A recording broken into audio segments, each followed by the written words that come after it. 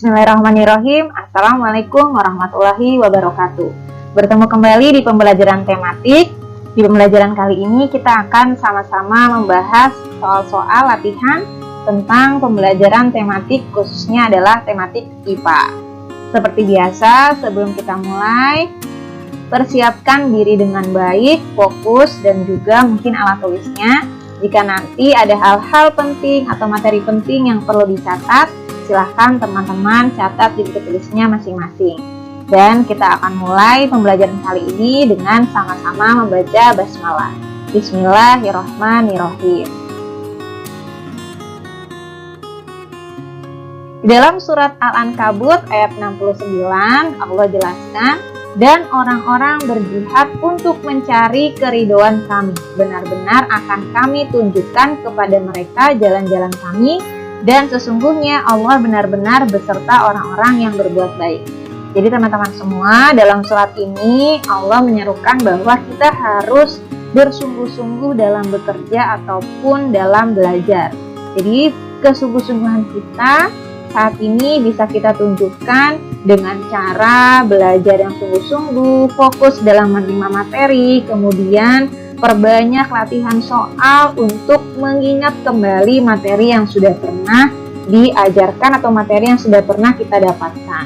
Apabila dalam prosesnya ternyata ada kesulitan atau ada ketidakpahaman atau kurang paham, nah teman-teman bukan menyerah atau bukan berdiam diri, tapi bisa bertanya kepada orang-orang dewasa atau mungkin teman lain yang lebih paham, atau inisiatif untuk mencari informasinya sendiri supaya teman-teman bisa lebih paham dan terselesaikan masalahnya.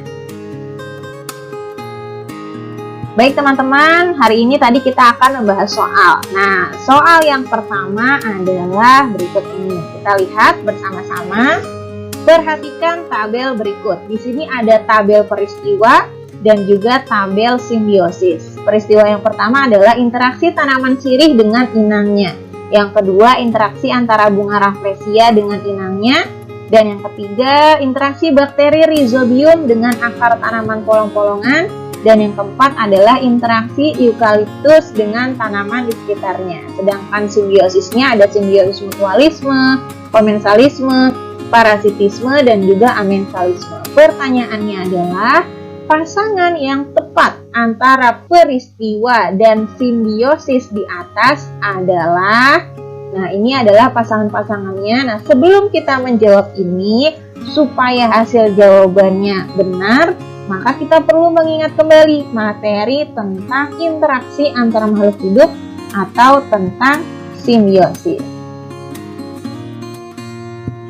Baik teman-teman, untuk menjawab pertanyaan tadi kita coba mengingat kembali bersama-sama materi tentang simbiosis. Nah, apa itu simbiosis?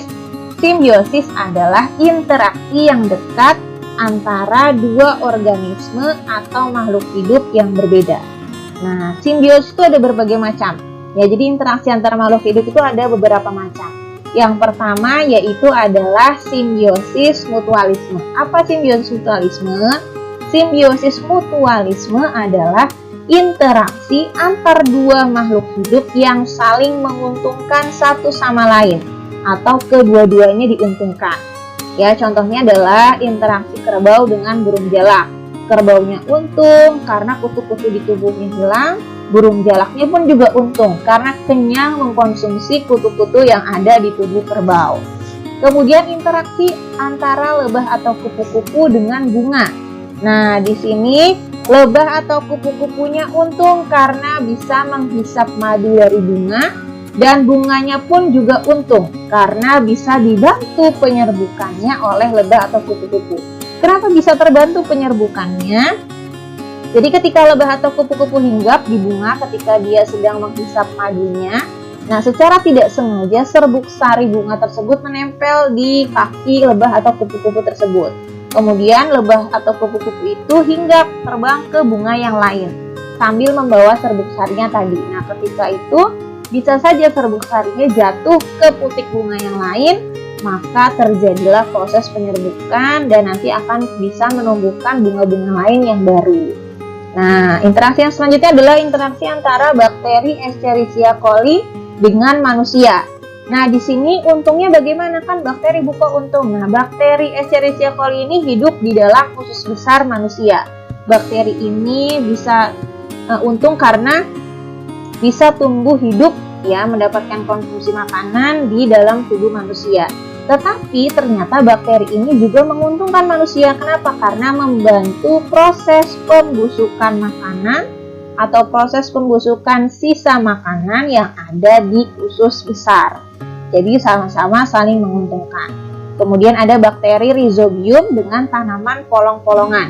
Ya, bakteri Rhizobium itu hidup di akar tanaman polong-polongan. Nah, bakteri ini untung kenapa? Karena bisa mendapatkan tempat hidup. Nah, tetapi bagi tanaman polong-polongan juga sama, mendapatkan keuntungan dia dengan adanya bakteri ini.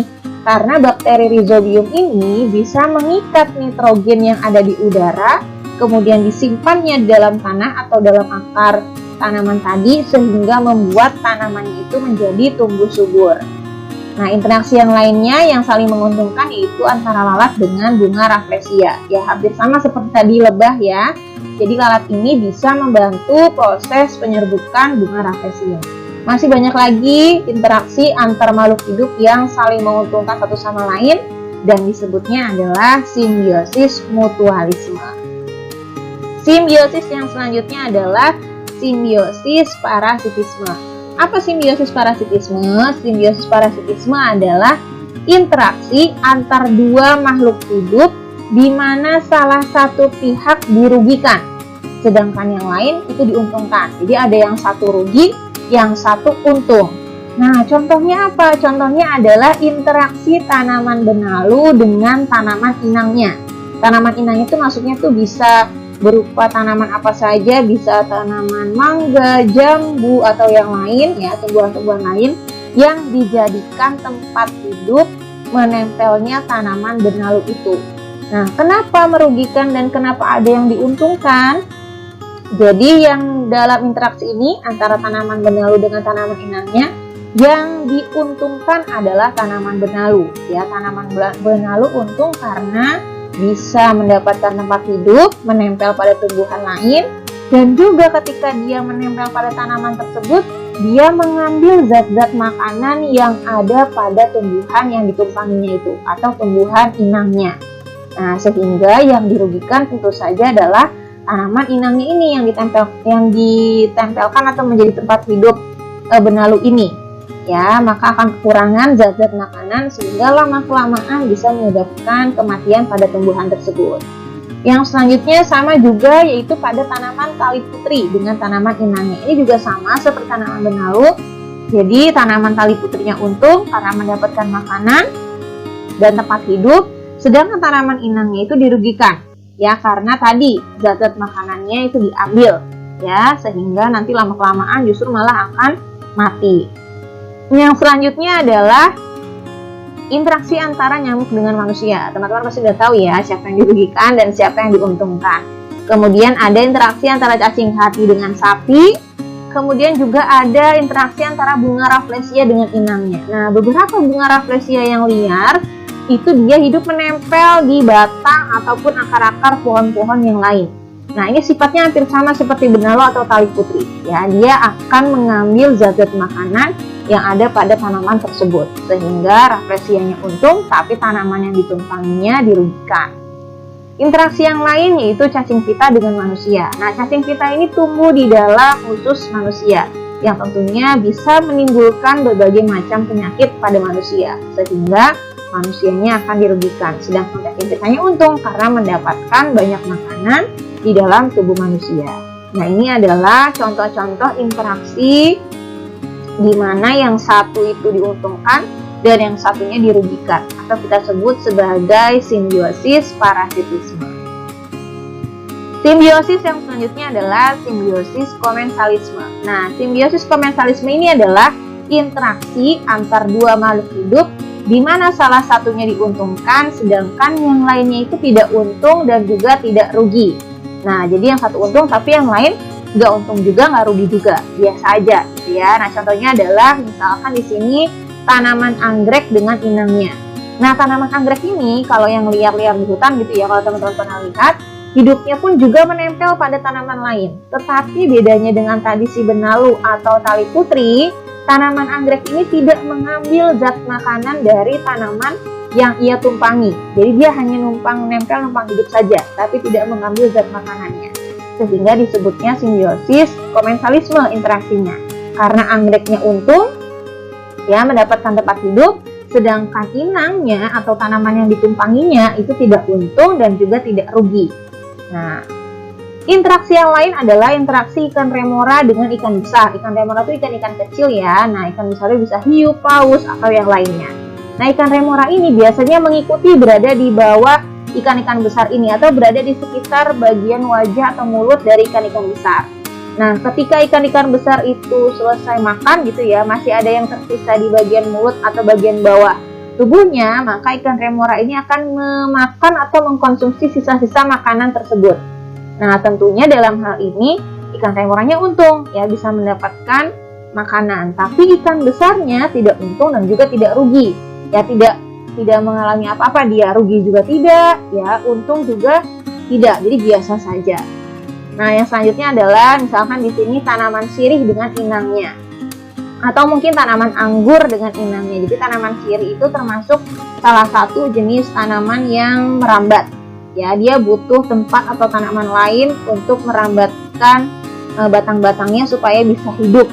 Nah, tapi merambatnya tanaman sirih ini di tanaman lain tidak merugikan tanaman yang ditumpanginya. Ya, tadi seperti anggrek ya, jadi hanya numpang untuk hidup tapi tidak mengambil makanan atau hal lain dari tanaman yang ditumpanginya. Nah, ini adalah contoh-contoh interaksi dari simbiosis komensalisme. Yang selanjutnya adalah simbiosis amensalisme. Nah, apa simbiosis amensalisme? Yaitu interaksi antar dua makhluk hidup di mana salah satunya dirugikan, yang lain tidak untung tidak rugi. Nah, ini kebalikannya dari yang komensalisme. Kalau tadi komensalisme satunya untung, satunya tidak untung dan tidak rugi. Nah, kalau yang amensalisme satunya rugi, tapi yang lain biasa saja, tidak untung, tidak rugi. Contohnya adalah tanaman pinus dengan tanaman yang ada di sekitarnya. Ya, jadi tanaman pinus ini punya zat tertentu yang bisa menyebabkan tanaman-tanaman di sekitarnya itu menjadi lama-lama mati atau sulit untuk hidup. Ya, jadi ada zat tertentu yang dikeluarkan oleh tanaman pinus sehingga membuat tanaman-tanaman lain yang hidup di sekitarnya itu tidak lama ya atau mudah untuk mati. Begitu juga dengan yang eukaliptus ini. Ya, jadi menghasilkan zat tertentu yang membuat tanaman-tanaman yang ada di sekitarnya itu tidak bisa bertahan hidup atau mati. Nah, di sini dalam hal ini kenapa interaksinya simbiosis amensalisme? Tadi karena tanaman atau rumput-rumput di sekitar itu dirugikan ya dengan adanya tanaman pinus tersebut. Tapi tanaman pinusnya biasa aja. Ya, rugi enggak, untung juga enggak. Sama juga dengan yang tanaman eukaliptus ini. Atau gulma dengan tanaman padi juga sama. Gulma itu tuh tanaman-tanaman liar yang hidup di sekitar tanaman padi. Nah, dengan adanya gulma ini menyebabkan padinya itu kekurangan zat atau nutrisi. Karena gulma ini dia cepat dalam menyerap nutrisi atau zat-zat yang ada di dalam tanah. Nah, sehingga tumbuhnya lebih cepat. Ya, nah kalau ada gulma di sekitar padi, maka padinya akan lama tumbuhnya atau lama-lama akan menjadi mati. Nah, inilah yang menyebabkan gulmanya itu sebenarnya kalau nggak ada tanaman padi juga tidak apa-apa, jadi tidak untung tidak rugi, ya. Tapi tanaman padi dengan adanya gulma justru malah menjadi dirugikan. Ini adalah beberapa contoh interaksi dari simbiosis amensalisme. Nah, teman-teman, kita sudah mengulang kembali, mengingat kembali materi tentang simbiosis. Nah, kita akan coba selesaikan pertanyaan yang tadi. Oke, nah ini teman-teman, pertanyaan yang tadi kita coba selesaikan. Ya, ada peristiwa dan juga simbiosisnya. Manakah pasangan yang tepat? Kita coba cek satu persatu. Tanaman sirih dengan inangnya. Nah, termasuk simbiosis apakah ini? Nah, ini adalah termasuk simbiosis komensalisme tadi ya, karena tanaman sirihnya tidak merugikan dari tanaman inangnya. Ya, tapi dia untung mendapatkan tempat hidup, sedangkan tanaman inangnya tidak untung dan juga tidak rugi. Yang selanjutnya adalah bunga Rafflesia dengan inangnya, ini adalah simbiosis parasitisme. Dan yang ketiga, bakteri Rhizobium dengan akar tanaman polong-polongan, ini simbiosisnya adalah mutualisme karena keduanya diuntungkan. Dan yang keempat, tanaman eukaliptus dengan tanaman di sekitarnya, ini adalah simbiosis amensalisme karena yang satunya rugi, mati, sedangkan eukaliptusnya biasa saja, tidak untung, tidak rugi. Maka pasangan yang tepat adalah yang B. 1 dengan B, 2 dengan C, 3 dengan A, dan juga 4 dengan D. Baik, kita lanjutkan soal yang kedua. Kita lihat dan simak bersama-sama di sini. Perhatikan gambar metamorfosis hewan berikut. Di sini ada telur, kemudian berubah menjadi nimfa, dan kemudian berubah menjadi imago. Ini adalah metamorfosis dari hewan kecoa. Pertanyaannya adalah, hewan yang mengalami metamorfosis yang sama dengan hewan pada gambar di atas adalah A. Kupu-kupu, B. Capung, C. Semut, dan D. Kumbang. Nah, sebelum kita menjawab pertanyaan ini, kita akan coba ingat kembali dan pahami kembali materi tentang metamorfosis. Apa itu metamorfosis? Metamorfosis adalah suatu proses perkembangan yang melibatkan perubahan penampilan fisik.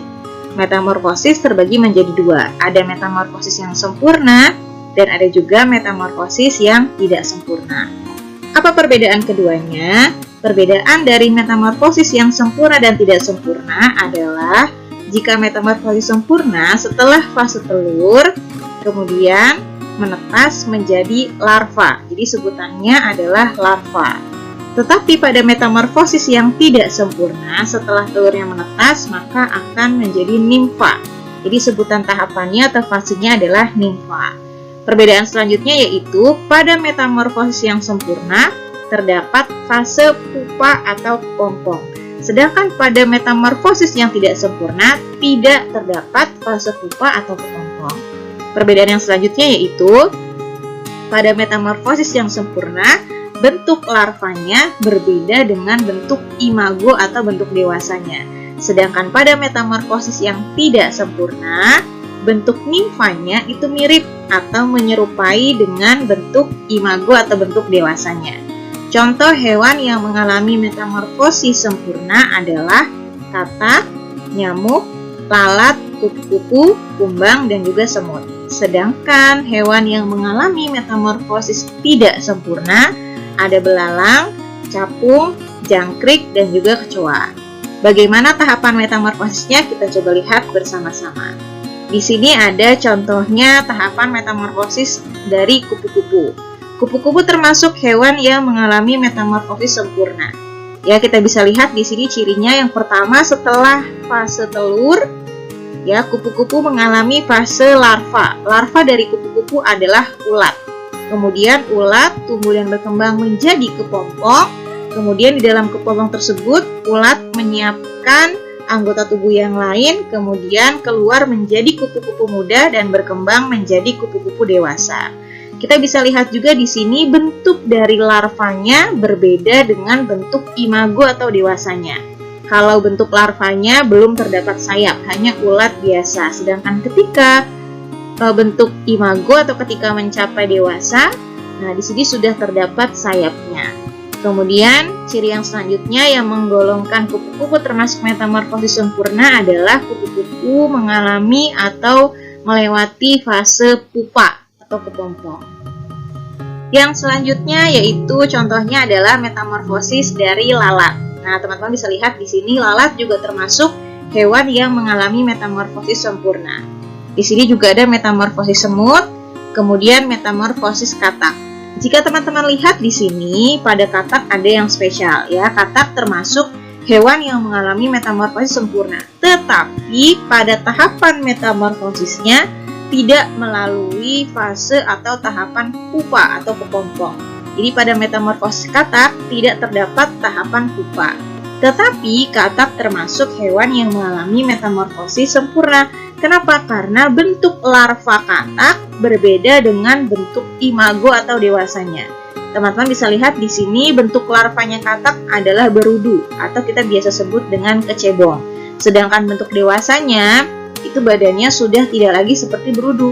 Bahkan alat pernapasannya pun juga sudah berbeda.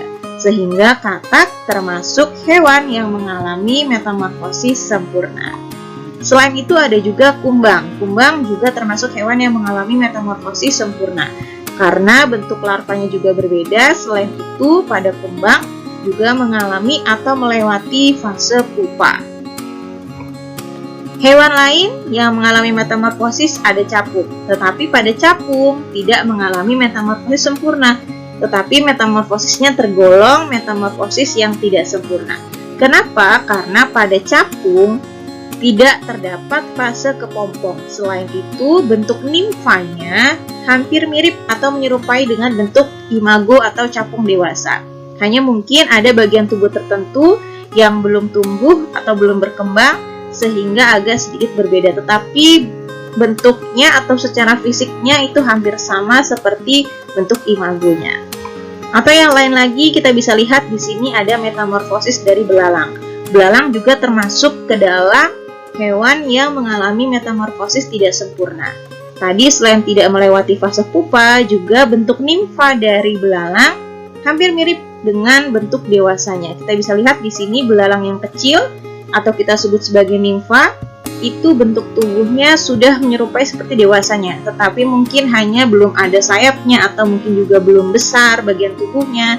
Nah, itu yang sedikit perbedaannya. Tapi kalau secara umum, secara keseluruhan, bentuk fisiknya jika dilihat itu hampir sama seperti dewasanya, sehingga belalang tergolong ke dalam hewan yang mengalami metamorfosis tidak sempurna. Kita lanjutkan ke pembahasan soal tadi yang nomor 2 tentang metamorfosis. Tadi pertanyaannya adalah hewan yang mengalami metamorfosis yang sama dengan hewan pada gambar di atas adalah, nah kita bisa lihat di sini ya, kecoa atau dari tahapan ini ya ada telur, nimfa dan imago. Nah, itu termasuk hewan yang mengalami metamorfosis tidak sempurna, sehingga jawabannya adalah B, yaitu capung. Kenapa? Karena capung tergolong hewan yang mengalami metamorfosis tidak sempurna. Baik, kita lanjut ke soal berikutnya, soal nomor 3. Kita lihat bersama-sama di sini, perhatikan gambar berikut. Nah, teman-teman bisa lihat di sini ada gambar dari organ-organ pencernaan. Ya, ada yang ditunjuk dengan nomor 1, nomor 2, nomor 3, dan nomor 4. Pertanyaannya adalah, Fatimah berbagi susu kotak dengan teman di kelasnya. Organ yang berfungsi untuk mencerna susu adalah A. Nomor 1, pencernaan karbohidrat oleh enzim tripsin. B. Nomor 2, mengendapkan kasein oleh enzim renin. C. Nomor 3, mengurai protein oleh enzim lipase.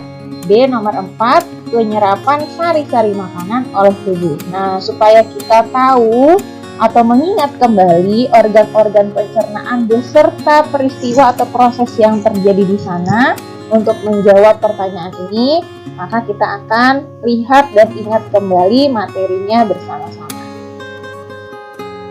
Baik, kita akan coba mengingat kembali tentang materi sistem pencernaan untuk menjawab pertanyaan yang tadi. Nah, pada proses pencernaan manusia atau proses yang terjadi pada manusia, itu pertama kali organ yang berperan adalah mulut.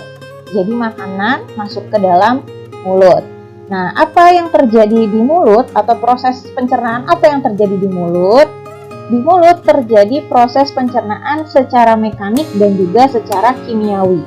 Yang mekaniknya yaitu proses pengunyahan dengan bantuan gigi dan juga lidah. Nah, sedangkan yang kimiawinya proses pencernaan dengan bantuan enzim. Apa itu enzim?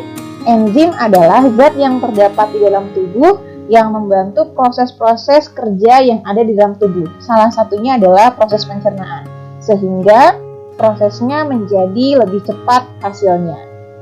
Nah, enzim yang berada di dalam mulut itu ada enzim amilase atau sebutan lainnya adalah enzim petialin. Nah, enzim ini dihasilkan oleh kelenjar lidah. enzim ini nantinya akan mengubah zat karbohidrat atau amilum menjadi glukosa atau gula. Nah, glukosa inilah yang nanti akan mudah diserap oleh tubuh sehingga bisa diubah menjadi bentuk energi. Nah, nantinya energi itu akan bisa kita gunakan untuk beraktivitas. Proses pencernaan yang terjadi di mulut belum sepenuhnya dapat langsung diserap oleh tubuh. Jadi harus melalui beberapa proses yang lain atau melalui organ-organ lain untuk dilakukan proses pencernaan yang lainnya. Setelah dari mulut, makanan yang sudah dicerna tadi lanjut masuk ke dalam kerongkongan atau faring. Jadi nama lain kerongkongan adalah faring. Apa yang terjadi di kerongkongan? Di kerongkongan terjadi gerakan peristaltik atau pencernaan secara mekanik, yaitu gerakan meremas dan mendorong makanan menuju ke lambung oleh dinding kerongkongan. Jadi di kerongkongan ini tidak terjadi pencernaan secara kimiawi, jadi tidak ada enzim yang ada di sana, tapi hanya terjadi pencernaan mekanik, yaitu peremasan makanan sehingga menjadi lebih halus dibandingkan tadi ketika di mulut, kemudian mendorong makanan tersebut dari mulut masuk ke dalam lambung. Jadi yang selanjutnya setelah kerongkongan adalah lambung. Apa yang terjadi di lambung?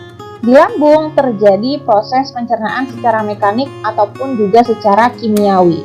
Yang mekaniknya yaitu proses peremasan makanan oleh dinding lambung, sedangkan yang kimiawinya proses pencernaan dengan bantuan enzim. Nah, di dalam lambung ada 3 enzim atau 3 zat yang berperan dalam proses pencernaan secara kimiawi. Ya, teman-teman harus ingat, jangan sampai lupa. Jadi ada 3 zat atau enzim yang berperan dalam proses pencernaan secara kimiawi di dalam lambung. Apa saja itu? Yang pertama ada enzim pepsin. Nah, enzim pepsin ini berfungsi mengubah protein menjadi pepton. Jadi makanan yang kita konsumsi itu kan mengandung berbagai jenis zat makanan. Ada karbohidratnya, lemak, protein, vitamin, mineral, dan lain sebagainya. Nah, di lambung ada enzim pepsin yang berfungsi mengubah protein menjadi pepton. Nah, pepton ini nanti akan diubah lagi di usus halus menjadi zat lain yang bisa berfungsi atau berguna untuk tubuh. Yang kedua ada enzim renin. Nah, enzim renin di sini fungsinya adalah mengendapkan kasein. Apa itu kasein? Kasein adalah protein susu. Jadi ketika teman-teman mengkonsumsi susu atau ketika bayi mengkonsumsi ASI, nah itu ada enzim yang berperan untuk mengendapkan kasein atau protein susu, yaitu adalah enzim renin. Yang ketiga ada HCl atau asam klorida. Nah, asam klorida di sini atau HCl fungsinya adalah membunuh bakteri atau kuman yang ikut masuk ke dalam lambung. Jadi makanan yang kita makan walaupun memang sudah terlihat bersih, tapi belum tentu dalamnya karena bakteri atau kuman itu sangat kecil, tidak terlihat. Sehingga ketika masuk ke dalam lambung, nanti akan dibantu dibasmi atau dibunuh dengan bantuan HCl atau asam klorida. Setelah dari lambung, makanan belum bisa langsung diserap oleh tubuh, masih melalui proses pencernaan yang lainnya, yaitu di usus halus. Nah, apa yang terjadi di usus halus? Di usus halus juga terjadi pencernaan secara mekanik maupun kimiawi. Yang mekaniknya tentunya peremasan oleh dinding usus halus, sedangkan yang kimiawinya dengan bantuan enzim. Nah, ada sedikit enzim yang berbeda dengan yang ada di lambung. Ya, ada enzim amilase, tripsin, dan juga lipase. Nah, enzim amilase di sini hampir sama dengan tadi yang ada di mulut. Nah, bedanya di sini tadi mungkin karbohidrat yang belum tercerna di mulut, maka dilanjutkan dicerna di usus halus. Enzim yang selanjutnya yaitu ada enzim tripsin. Enzim tripsin di sini mengubah pepton menjadi asam amino. Tadi protein sudah diubah menjadi pepton di lambung oleh enzim pepsin. Kemudian peptonnya akan diubah menjadi asam amino oleh enzim tripsin. Nah, enzim yang selanjutnya adalah enzim lipase. Enzim lipase berfungsi untuk mengubah atau mencerna lemak menjadi asam lemak atau gliserol. Nah, ini adalah enzim-enzim yang terdapat pada usus halus. Nah, setelah dicerna, secara mekanik ataupun kimiawi. Nah, di usus halus juga terjadi proses penyerapan sari-sari makanan. Jadi kalau tadi di mulut, kerongkongan, dan lambung itu hanya di proses pencernaannya semakin halus, di usus halus juga sama. Kemudian di usus halus itu juga terjadi proses penyerapan sari-sari makanan sehingga bisa diserap oleh organ-organ tubuh yang lain dan bisa menghasilkan energi untuk beraktivitas. Setelah dari usus halus, nah sisa makanan yang tidak diserap oleh tubuh masuk ke dalam usus besar. Nah, apa yang terjadi di usus besar? Di usus besar terjadi penyeimbangan kadar air. Jadi tadi yang sudah diserap-serap sisanya masuk usus besar, kemudian diseimbangkan kadar airnya untuk nanti dikeluarkan melalui anus dalam bentuk feses.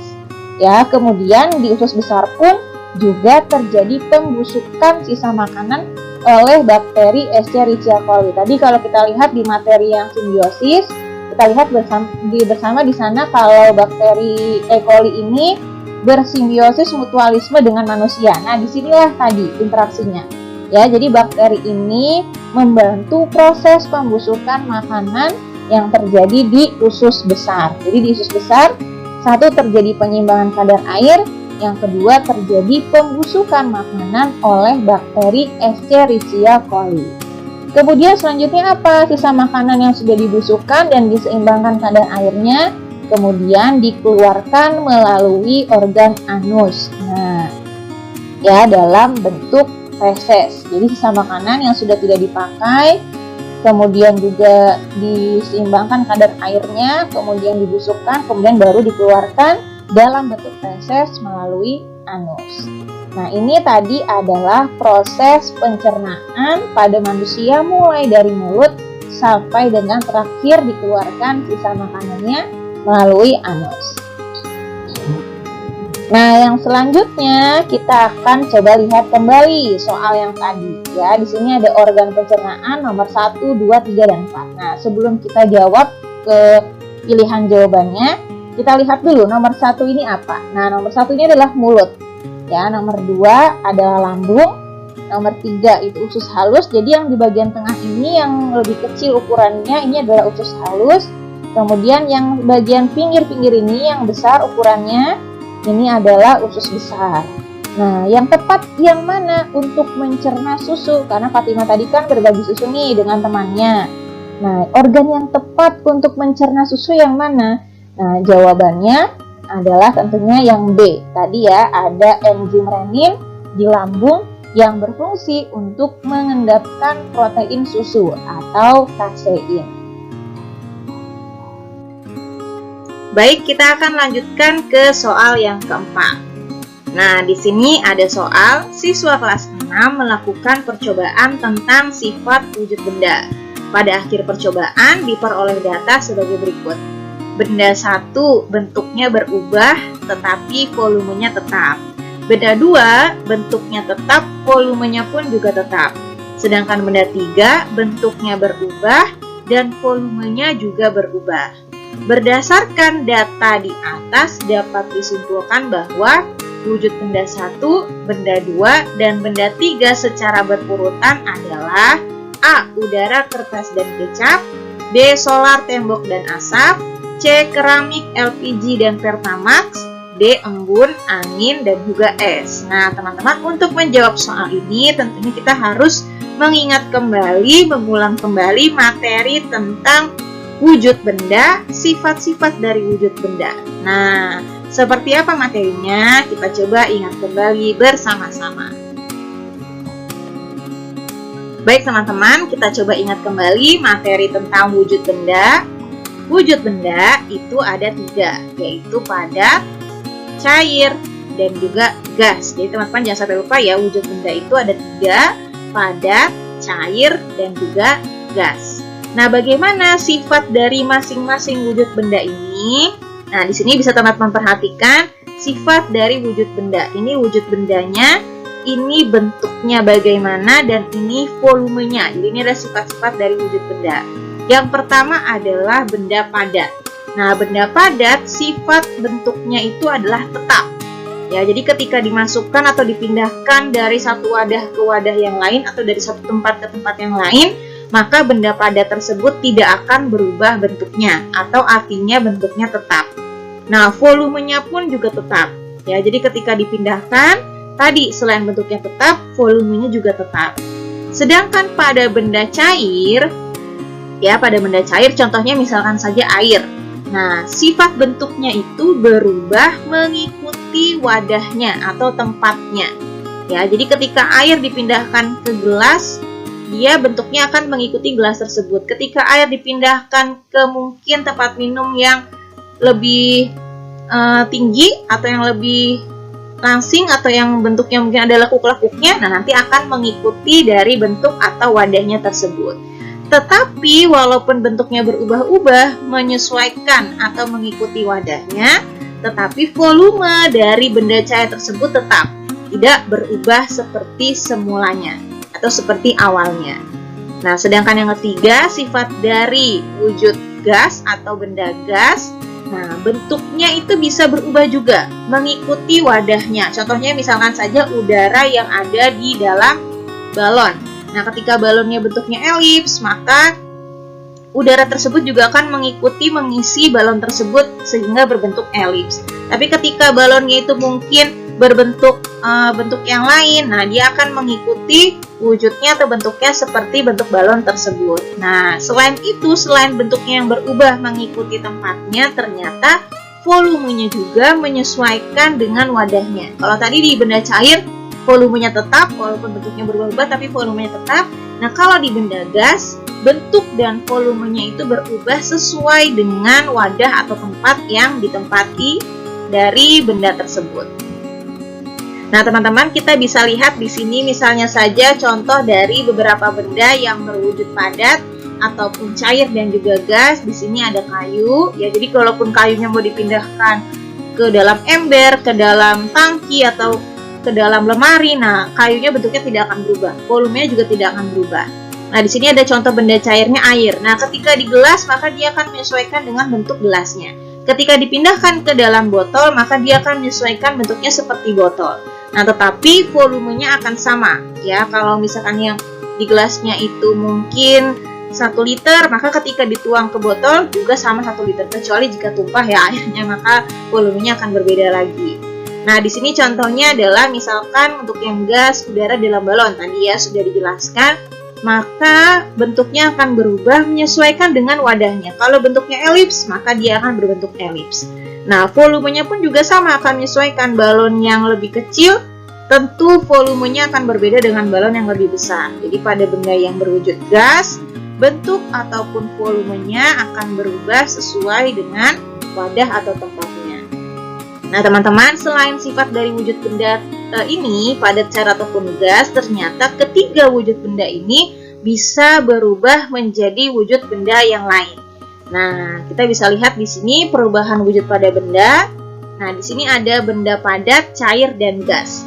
Jadi benda padat bisa berubah menjadi cair. Peristiwanya disebut mencair. Kita lihat tanda panahnya di sini ya. Padat menjadi cair disebutnya mencair.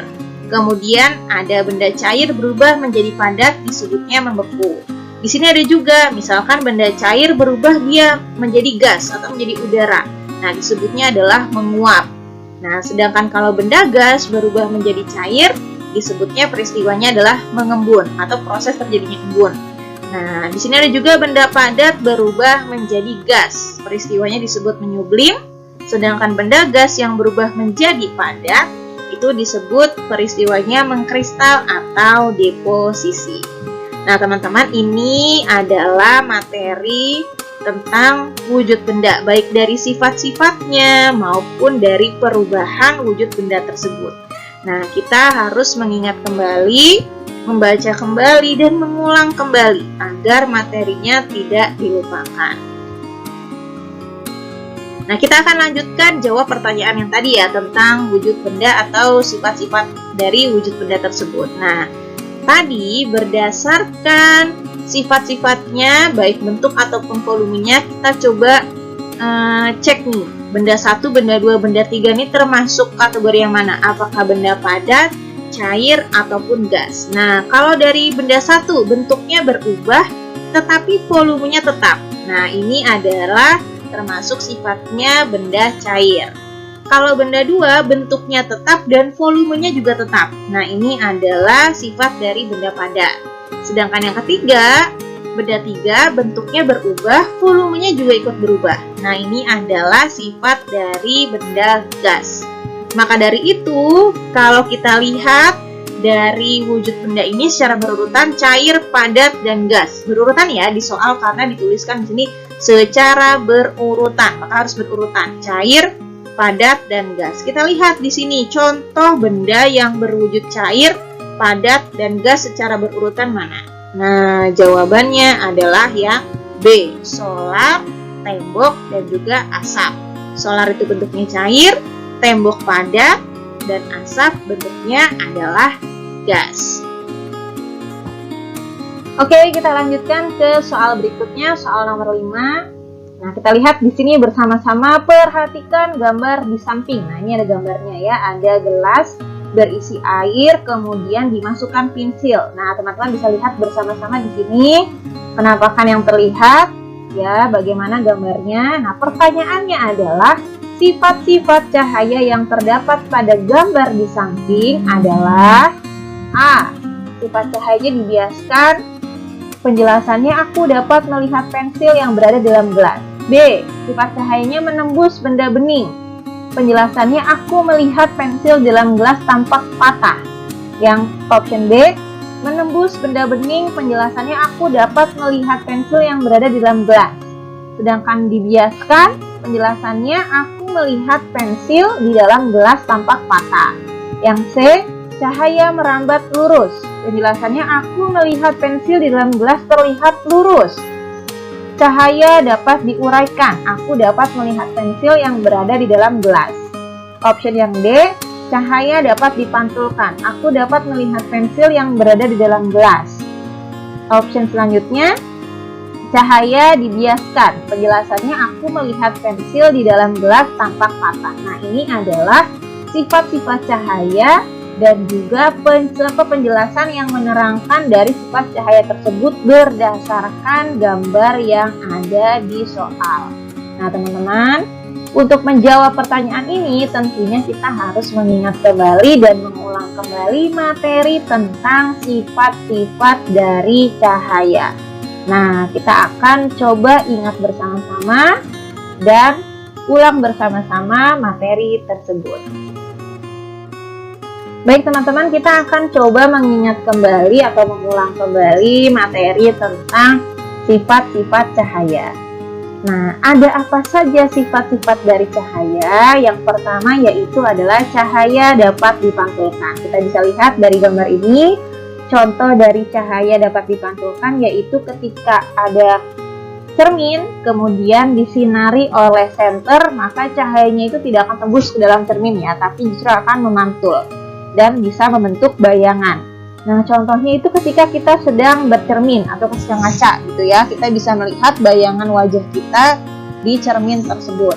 Nah, itu adalah salah satu penjelasan atau peristiwa dari sifat cahaya dapat dipantulkan.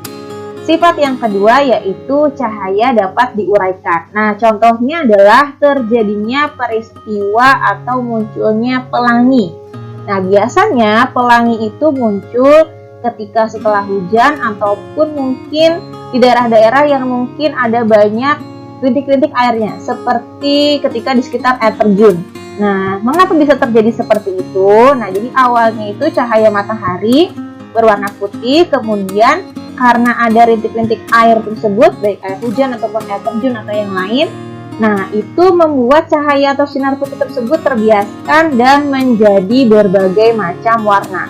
Nah, ini namanya peristiwa dari cahaya yang dapat diuraikan, sehingga muncullah berbagai macam warna yang biasanya kita sebut sebagai proses terjadinya pelangi. Sifat yang selanjutnya yaitu adalah cahaya dapat merambat lurus. Nah, di sini di gambar bisa terlihat, misalnya ada lilin sebagai sumber cahaya, kemudian dipasang kertas ya, di sini kertas atau papan yang dilubangi. Nah, ketika kita coba melihat lilin tersebut dari lubang papan atau kertas tersebut, nah maka cahaya lilin yang terlihat oleh mata kita itu lurus, tidak belok-belok atau tidak membentuk gelombang gitu ya. Jadi lurus menuju ke mata kita. Itu artinya adalah cahaya merambat lurus. Atau contoh lainnya misalkan ketika pagi hari, ketika jendelanya dibuka, atau mungkin ketika ada lubang di atas gentingnya. Nah, itu ketika cahaya mataharinya masuk, maka cahayanya itu atau sorot mataharinya itu, sorot sinarnya itu dia akan lurus atau merambat lurus, tidak belok-belok. Ya, nah itu adalah salah satu contoh atau peristiwa dari sifat cahaya yang merambat lurus. Sifat yang selanjutnya adalah cahaya dapat dibiaskan. Nah, teman-teman bisa lihat di sini. Sifat cahaya dapat dibiaskan membuat suatu benda terlihat tidak seperti aslinya. Nah, di sini bisa terlihat ya, ada gelas berisi air, kemudian dimasukkan pensil. Kalau kita lihat, pensilnya tampak seperti patah. Ya, sedangkan aslinya ketika pensilnya diambil, pensilnya masih utuh, tidak patah. Tapi ketika dimasukkan ke dalam air, nah itu seolah-olah pensilnya patah. Ini adalah salah satu peristiwa atau kejadian yang menunjukkan bahwa cahaya dapat dibiaskan atau tidak seperti sebenarnya. Yang terakhir adalah sifat cahaya dapat menembus benda bening. Ya, di sini ada gelas yang bening tentunya ya, karena sifatnya dapat menembus benda bening. Di sini ada gelas bening, kemudian disinari oleh senter, maka sorot cahayanya itu dapat menembus benda tersebut. Berbeda kalau misalkan ketika kita menyorotkan senter ke benda-benda lain yang tidak bening, yang mungkin ke tembok, atau ke papan. Nah, itu cahayanya tidak bisa menembus tembok tersebut.